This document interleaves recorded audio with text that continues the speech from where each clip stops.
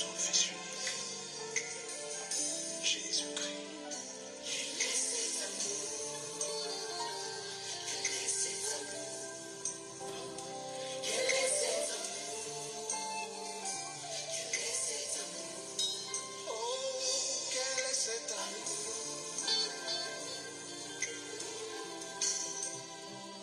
Quel est cet amour?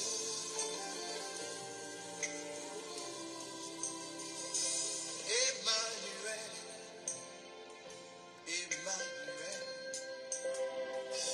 Emmanuel, oh, Emmanuel,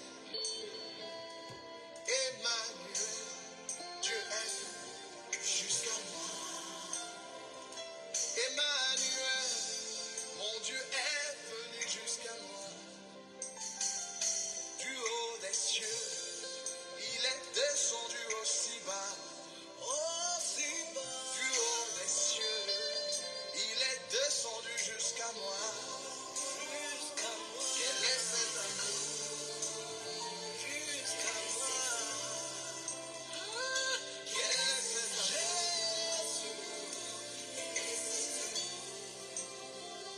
Quel est cet amour qui te fit venir d'aussi haut? Quel est cet amour qui te fit descendre? Je vous salue dans le nom précieux et glorieux de notre Seigneur Jésus-Christ. Le Seigneur nous soit favorable. Le Seigneur nous bénisse abondamment. Celui qui a permis encore aujourd'hui d'être parmi nous pour partager sa parole. Père éternel, je rends grâce à ton Saint-Nom qui peut nous enseigner comme toi et aide-nous à réaliser ta volonté. Dans le nom de Jésus, nous prions et nous disons Amen. Shalom, mes bien-aimés et les amoureux de la bonne parole. Que la paix et la miséricorde de notre Seigneur nous soient données, puisque le Seigneur est toujours là au rendez-vous pour nous édifier et pour nous encourager toujours à continuer de les servir. Que le Seigneur nous bénisse abondamment. C'est bien moi, votre bien-aimé, l'évangéliste Jérémie Kilouange depuis Paris. Et dans notre émission, que dit la parole de Dieu? Rapidement, prenons nos Bibles. On va prendre Exode. Exode chapitre 10, Exode chapitre 23. Exode chapitre 23. Exode chapitre 23, le verset 26. Nous lisons la parole de Dieu.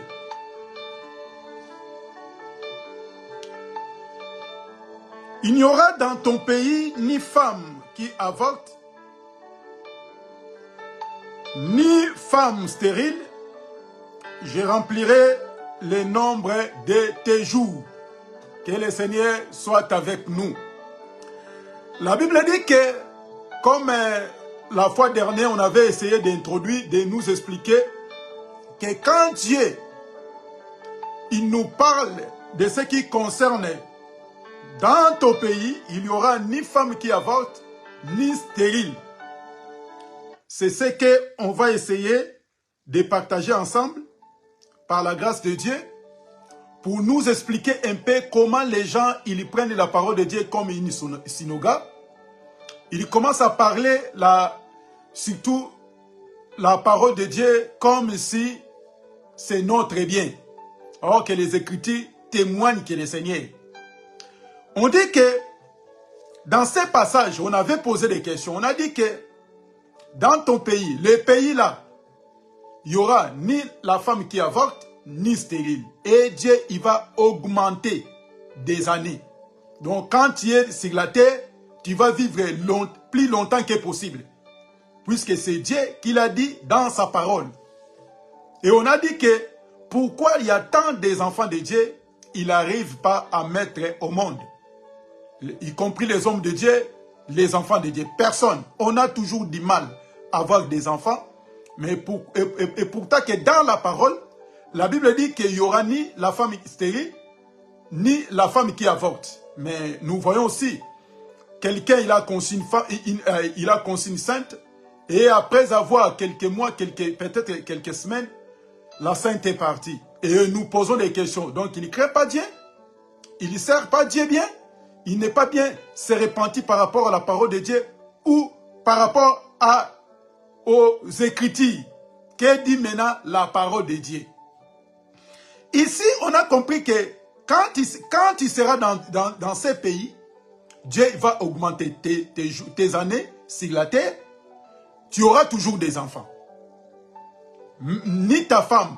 Même quand vous serez ensemble, vous aurez toujours des enfants. Donc, il n'y aura même pas la fausse couche. Là, c'est loin quand il sera dans ces pays. Maintenant, aujourd'hui, on va essayer un peu d'aller un peu plus loin pour ajouter quelque chose. C'est très important. Écoutez maintenant ce que la Bible nous dit de ce qui concerne la femme. Prenons nos Bibles rapidement. On va prendre Ésaïe. Ésaïe chapitre 62, le verset 4. Écoutez, hein, tranquillement, puisqu'on va aller doucement, par la grâce de Dieu, je sais que Dieu va nous interpeller par rapport à sa parole. Ésaïe chapitre 62, le verset 4. On te nommera plus délaissé et on ne nommera plus ta terre désolation, mais on t'appellera mon plaisir en elle et on t'appellera la terre épouse, car l'Éternel met son plaisir en toi et ta terre aura un époux. Je recommence. On te nommera plus délaissé. On ne nommera plus ta terre désolation, mais on t'appellera mon plaisir en elle et on l'appellera ta terre épouse, car l'Éternel met son plaisir en toi et ta terre aura un époux. C'est ce qu'on va essayer de partager. Donc, dans ton pays, c'est-à-dire la terre, quand tu seras dans cette terre, il y aura une femme qui avorte ni stérile. Et Dieu va augmenter tes jours, tes années sur la terre. On avait déjà expliqué que quand Dieu nous parle la terre, quand Dieu nous parle le pays, on voit directement lui-même le véritable pays. En entrant dans ces pays, et la Bible nous confirme que ça sera, on ne va pas dénommer la terre l'a délaissée. Puisque n'oubliez pas, quand Dieu est venu, quand l'homme a péché, quand Dieu était venu, Dieu a maudit la terre. En maudissant la terre, or que l'homme a été tiré de la terre. On va lire ces passages. Genèse chapitre 3. Rapidement.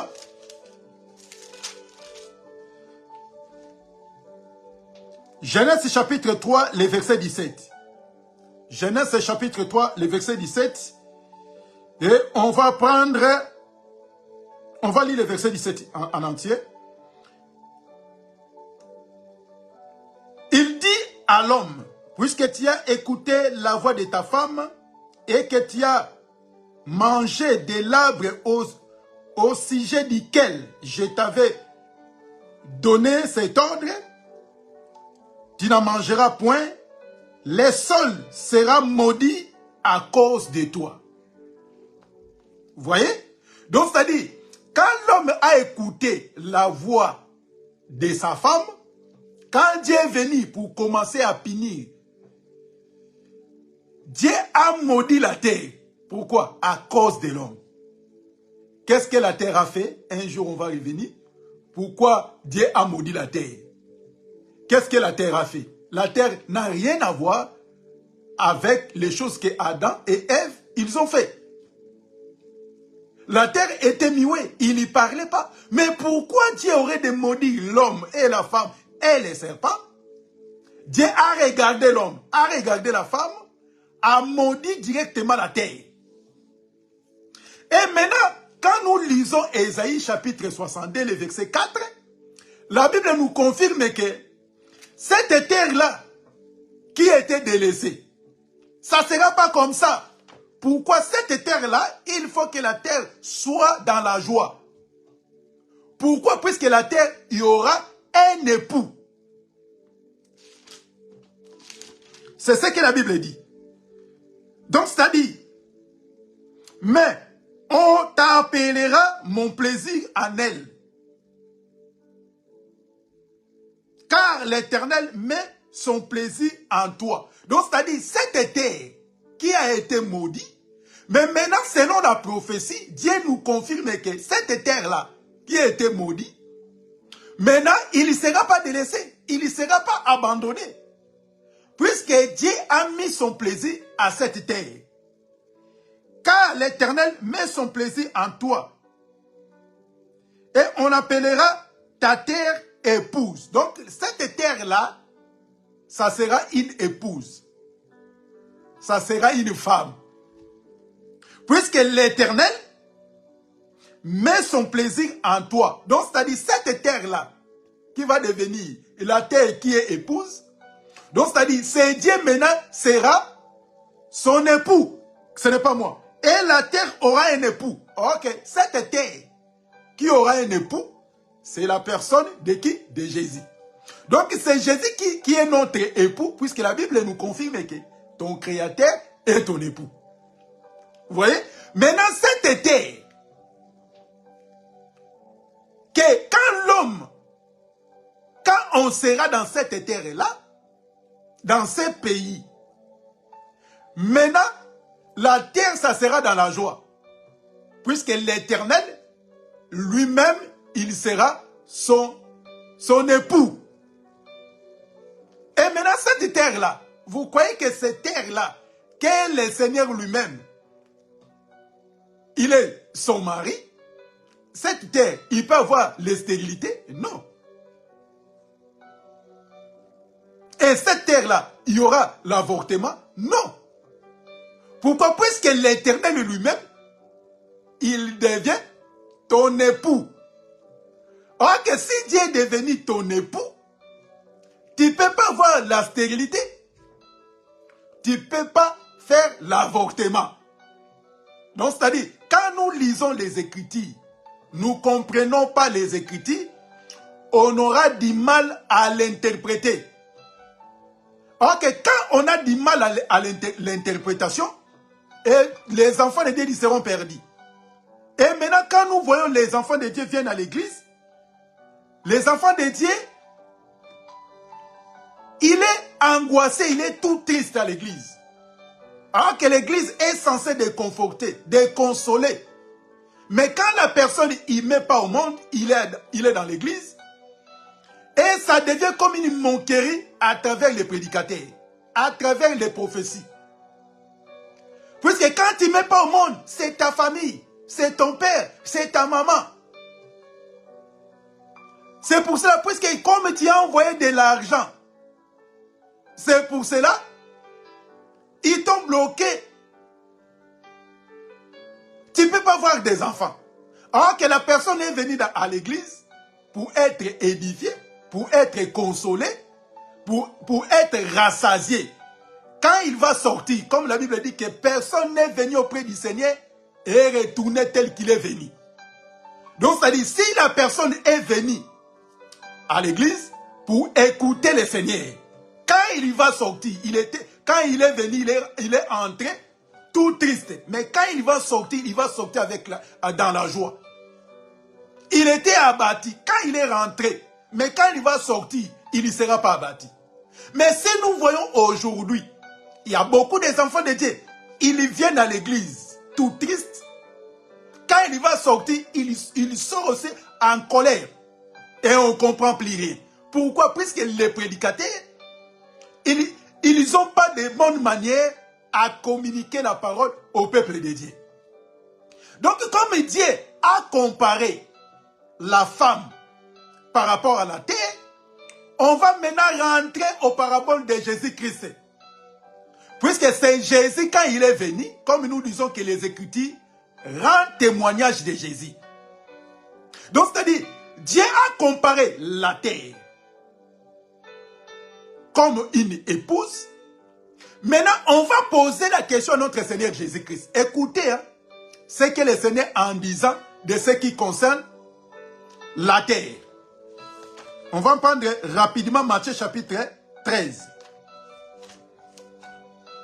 Matthieu chapitre 13. On va commencer dans le verset 4. Matthieu 13, le verset 4 au 9e. Donc, on va vraiment rester dans ces passages avant de toucher ça et là. Écoutez maintenant. Donc, Dieu en disant ceci, donc c'est-à-dire, la terre aura un époux. Donc, la terre, il sera dans la joie, il ne sera pas délaissé, puisque l'Éternel aura, il y sera son plaisir. Donc, la terre, quand la terre est triste, quand il va recevoir, or que la terre ne peut être dans la joie si la pluie ne tombe pas. Donc, c'est-à-dire, la terre est contente quand ils reçoivent la pluie.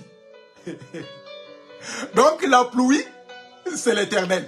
Puisque quand la pluie tombe, il y aura la semence. Écoutez, Matthieu chapitre 13, le verset 4 au verset 9. La Bible dit ceci. Un semeur sortit pour semer. Comme il semait, une partie de la semence tomba le long du chemin. Et les oiseaux vinrent et ils mangèrent. Une autre partie tomba dans les endroits pierreux où elle n'avait pas beaucoup de terre. Elle éleva aussitôt parce qu'elle ne trouvait pas un sol profond. Mais quand le soleil parut, elle fit brûler et sécha, faute de racines. Le verset 7. Une autre partie tomba parmi les épines, et les épines montèrent et l'étouffèrent. Le verset 8. Une autre partie tomba dans la bonne terre. Elle donna du fruit. Un grain 100, un autre 60, un autre 30. Le verset 9. Qu'est celui qui a des oreilles pour entendre, entendre. Matthieu chapitre 13, le verset 4 au verset 9. Ici maintenant, le Seigneur, il vient avec des paraboles. Et n'oubliez pas, et on avait dit, selon Osée, Dieu a proposé les paraboles à qui? À ses prophètes. Puisque Jésus, quand il est venu, Jésus aussi ne pouvait pas contredire les prophètes. Jésus aussi, quand il est venu, il y va parler qu'en parabole. Jésus, quand il est venu, il commençait à parler en parabole. Nous a expliqué 4 sortes de terres. La première terre, là où le semeur est sorti jeter des graines, c'était au long du chemin. Des oiseaux ont venu, ils ont ramassé. Il n'a pas produit les fruits. Et la deuxième terre, c'était pierré. Quand la semence a besoin de sortir, il ne pouvait pas puisqu'il n'y a pas de terre. Et parti. Et troisième, c'était des épines. Étouffant. Aurait de la semence croissent normalement, comme il y a la présence de l'épine, les épines ont tout fait. Donc, c'est-à-dire, on comprend qu'il y a 3 terres qui ne produisent pas de fruits, qui ne donnent pas de semences. Et 4e terre, on a compris que les 4e terre donnant 100, 60 et 30. C'est pour cela le Seigneur en disant, celui qui a des oreilles pour entendre, entendre ce que dit la parole. Maintenant, dans ton pays, il n'y aura ni la femme qui avorte, ni stérile. Dieu va augmenter. il va multiplier, il va rajouter tes jours sur la terre. Donc, c'est-à-dire, on a compris ici que les trois terres qui ne produisent pas, qui n'arrivent pas à supporter les semences, puisqu'il y a beaucoup, on a compris qu'il y a beaucoup de femmes, quand les semences rentrent, elles ne supportent pas la semence sort. Là, on appelle là les fausses couches. Vous voyez? Donc, ça dit, quand la personne reçoit la semence, et il n'arrive pas, la semence n'arrive pas à rester longtemps que possible pour produire. On comprend que quand la personne fait la fausse couche, donc il n'arrive pas à supporter la semence sur sa vie. Et ici, il y a trois terres. Et ces trois terres n'arrivent pas à produire de bons fruits. La semence n'arrive pas à sortir, puisqu'on n'est pas là pour expliquer cette parabole. Mais nous, on est en train de nous expliquer que dans ton pays, il n'y aura pas la femme qui avante, ni stérile. Et Dieu va augmenter, va rajouter tes jours, des nombres. Quand tu es sur la terre, Dieu va augmenter tes jours. C'est ça qu'on est en train de parler.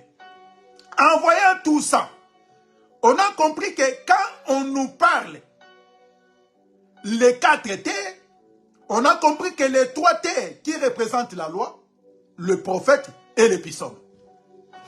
Puisque la terre qui était censée à produire des fruits, c'était Israël. C'était la terre. Comme on a dit que la terre, il faut que la terre remplie de joie, puisqu'il ne sera pas délaissé, mais la terre, il y aura un époux. Or que cet époux-là, qui va venir pour donner la semence, c'est l'Éternel lui-même. Et on a compris que parmi les trois terres, qui ne produisent pas de fruits, qui ne donnent pas, que la semence ne produise pas dans leur vie, on a compris que c'était la loi, les prophètes et les psaumes. Quoi que Dieu a envoyé, il ne pouvait pas porter de bonnes œuvres. Il ne pouvait pas porter des fruits dignes. Pourquoi? Là où il y a la loi, il y a toujours la condamnation. Et on a compris que parmi les trois, il n'y a aucune solution. Il fallait que quatrième terre, qui devait maintenant supporter la semence. Quand le quatrième terre a supporté la semence, et le quatrième terre a produit maintenant 100, 60 et 30. C'est pour cela, les enfants de Dieu, quand nous lisons les Écritures, on n'arrive pas à comprendre les Écritures, c'est mieux de ces terres. Pourquoi? Puisqu'on a besoin que quand quelqu'un il vient dans l'église pour prier, il est venu premièrement pour le royaume de Dieu. Pour le royaume. Mais quand vous commencez à stresser les gens en venant dans l'église, quelqu'un peut-être il avait des problèmes de santé. Elle ne peut pas mettre au monde. Et maintenant, avec vos prédications qui découragent encore les gens de venir assister dans vos cultes. Pourquoi? Quand quelqu'un il ne met pas au monde, il vient à l'église. Il vient pour écouter, pour être consolé, pour être édifié. Mais quand toi tu passes pour communiquer la parole, soi-disant pour fortifier, pour encourager les gens, tu commences maintenant à condamner. Tu sais, si tu ne mets pas au monde, c'est telle personne qui te fait comme ça. Et la personne, il est devenu de mauvais cœur. Il n'arrive même pas à soutenir même sa famille.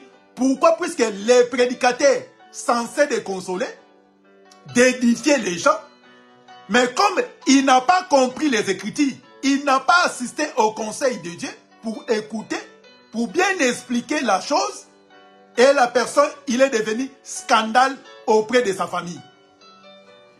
Et nous posons des questions. Qui vous a dit que sur la terre, tout le monde y aura des enfants? Qui vous a dit? Et Et il y aura beaucoup. Même quand Christ va venir, il ne va pas trouver tout le monde. Ils ont eu des enfants. Beaucoup de prophètes, ils n'ont même pas eu des enfants, même pas des femmes. Puisque si maintenant l'église est focalisée pour les choses de la terre, avoir des enfants, des mariages, les choses terrestres comme ça, et la place de notre Dieu, ça se trouve où? C'est pour cela, quand Dieu a envoyé les prophètes, la loi et les psaumes, il a envoyé beaucoup. Mais pourquoi il n'a pas donné la vie au peuple? Puisque le peuple hébreu, il attendait toujours avoir la vie. Or que nous comprenons que cette terre qui était délaissée, c'était nous, les nations. On était délaissés, abandonnés. C'est pour cela, selon la prophétie, il faut être dans la joie. Puisque cette terre-là, il y aura un époux. Or que quand la terre, il y aura un époux, et cette terre va produire des fruits.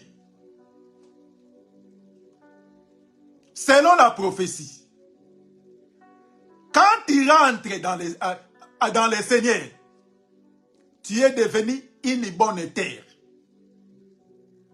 Et en écoutant la parole, qui est la sémence, puisque la parole de Dieu, c'est une sémence. En écoutant la parole de Dieu, c'est pour ça que la Bible dit qu'il n'y aura pas la femme qui avorte. C'est pour cela, si quelqu'un, il est devenu une bonne terre, quand il va écouter la parole de Dieu, la parole de Dieu va dégager des choses dans sa vie. Puisqu'il y a aussi des terres qui ne peuvent pas supporter la sémence. Nous prêchons la parole de Dieu. Il y a toujours des gens, il y a des sorciers, il y a des charlatans. Il y a des gens qui couchent avec d'autres. Des femmes mariées, des hommes mariés. Mais il est censé être une bonne terre, écoutant la parole, et la parole ramène la transformation dans sa vie. Mais la parole ne peut pas ramener la transformation. Pourquoi? Puisque quand les oiseaux passent, ils ramassent, ils enlèvent la parole. C'est pour cela que beaucoup de gens, quand ils écoutent la parole de Dieu, on leur pose la question. Tu as écouté quoi? Ah, le prédicateur, il était meilleur. Il a prêché de bonnes paroles. Mais il a parlé quoi? Il n'arrive pas à saisir la parole de Dieu. Il a du mal à mettre la parole de Dieu en pratique. La parole est partie. Puisque les oiseaux ont venu, ils ont pris cette sémence. Et il y a beaucoup aussi des endroits pierrés. Quand il écoute la parole, alors que la pierre, c'est l'incrédulité. Tu peux prêcher comme tu veux. Tu peux parler comme tu veux. Comme lui, il est incrédule, même si tu parles des choses, pour lui, ça va donner rien dans sa vie, puisque c'est une terre pierrée. C'est pour cela qu'il y a beaucoup de gens qui sont des faux circoncis. Soi-disant des chrétiens, mais quand vous voyez leur comportement, leur vie, c'est compliqué. Mais ils prêchent. Soi-disant serviteurs de Dieu. Il prie aussi pour les malades. Il fait aussi des miracles. Mais c'est un incrédule à outrage. Hein, mes bien-aimés, écoutez. Donc c'est pour cela, dans ton pays, quand il sera là, il n'y aura pas la femme qui avorte. Or que l'épouse du Seigneur, c'est son église. Tous les enfants de Dieu éparpillés dans le monde, qui forment l'épouse de Jésus. Maintenant, quand l'épouse écoute la parole, il n'y aura pas l'avortement. C'est pour cela, quand nous écoutons la parole de Dieu, il va produire des fruits. Il va donner la vie.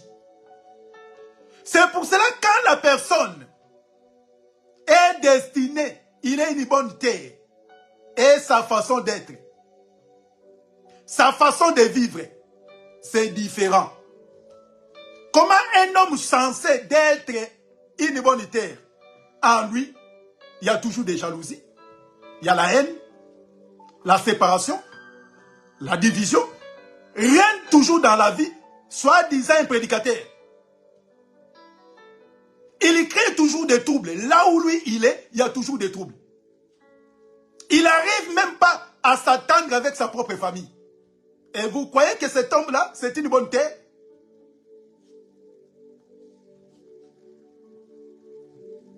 C'est ça. C'est pour cela les trois, la loi et le prophète et les puissants, ne pouvaient pas donner la vie. Donc les véritables terres qui est en Christ Jésus, là ça va donner des fruits. C'est pour cela. Ce qui ensemble les gens, ce n'est pas d'abord les enfants, c'est l'amour. Là où il y a l'amour, l'amour qui supporte tout.